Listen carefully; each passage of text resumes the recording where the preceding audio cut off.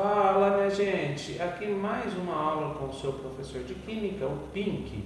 Vamos começar aí com a equação de Clapeyron. Essa equação de Clapeyron, ela é uma continuação da equação geral dos gases ideais que nós vimos na aula passada. Então, olha só, eu vou pegar aqui uma demonstraçãozinha.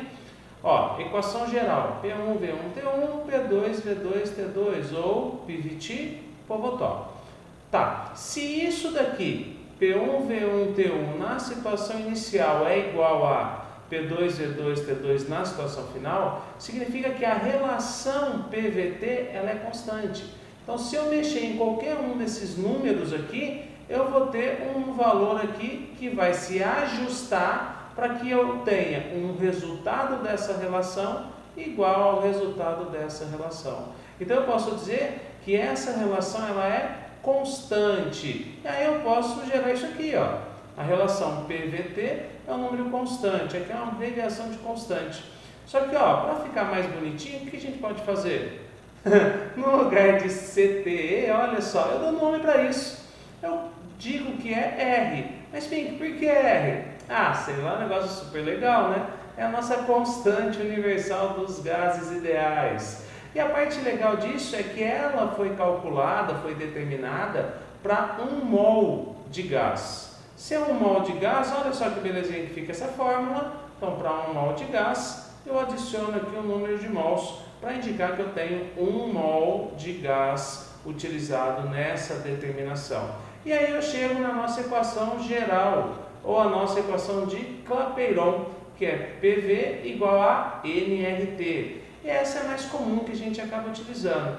Aí, para facilitar a nossa vida, eu coloquei aqui as unidades de medida, tá? Os significados de cada uma dessas letras. Pressão, atmosferas, milímetros de mercúrio. Gente, tem várias. Nós vamos acabar usando mais essas duas.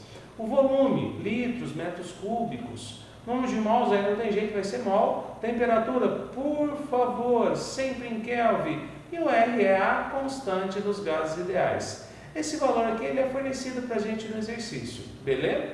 Bom, só que eu posso transformar esse número de mols pela divisão de massa sobre massa molar. E aí eu chego nessa fórmula aqui, tá? Que é quando o texto fornecer massa para calcular pressão, volume ou temperatura. Bacana? Importante, a massa Mzinho gasosa, ela vai ter que ser em gramas.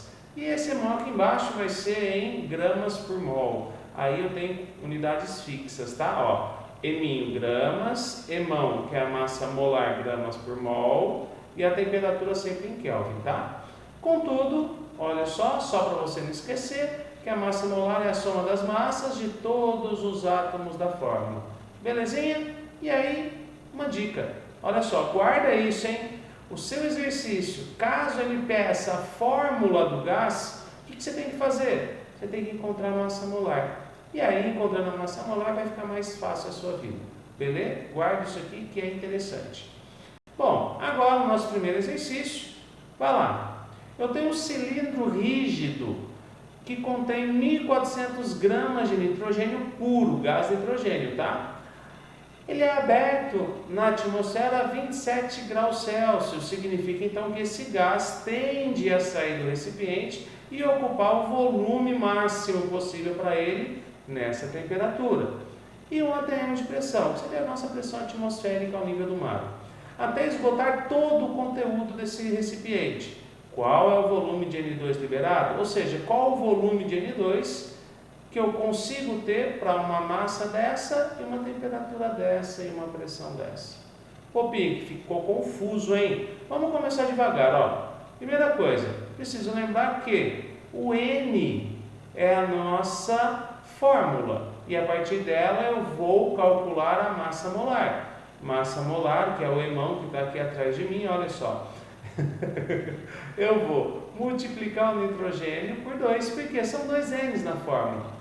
14 gramas está na tabela periódica, ou no caso aqui está no exercício, 28 gramas por mol. A nossa temperatura, 300 Kelvin, não esquece, tá? Tira os dados, olha só que belezinha. Tirei os dados todos organizados.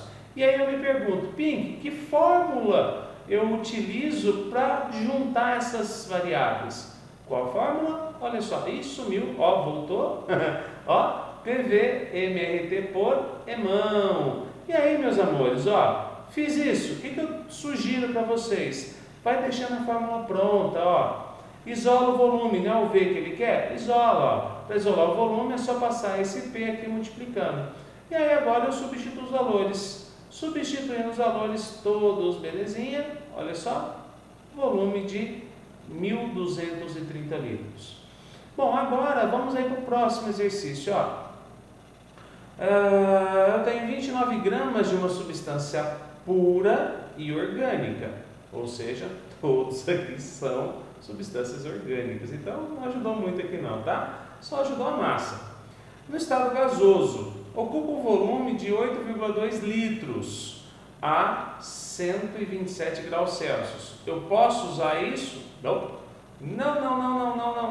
tem que transformar para Kelvin, a gente vai ver como. E a pressão ele me deu aqui, ok?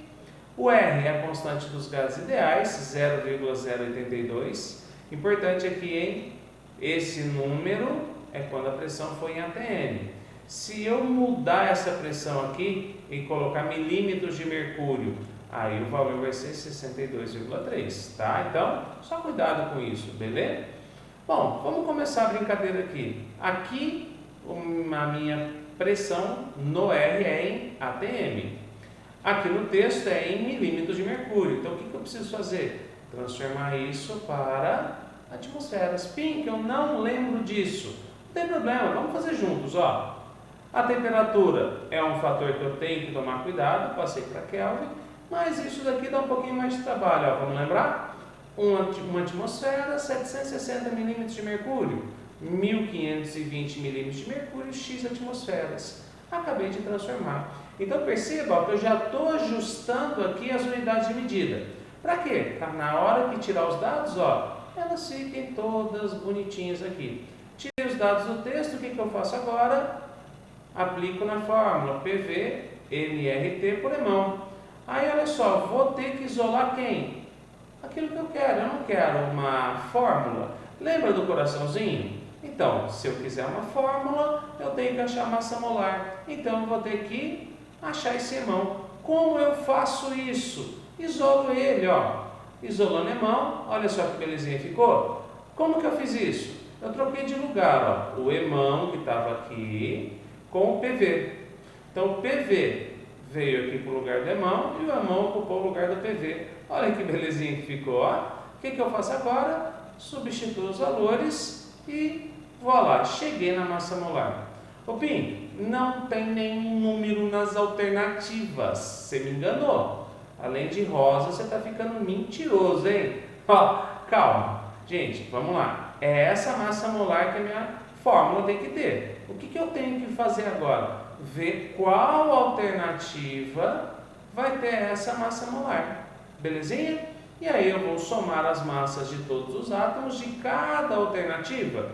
O que vai dar? Vai dar a letra C. Vai ser esse composto aqui que vai ter essa massa molar de 58 gramas por mol. Tudo em paz, minha gente? Mais uma aulinha terminada.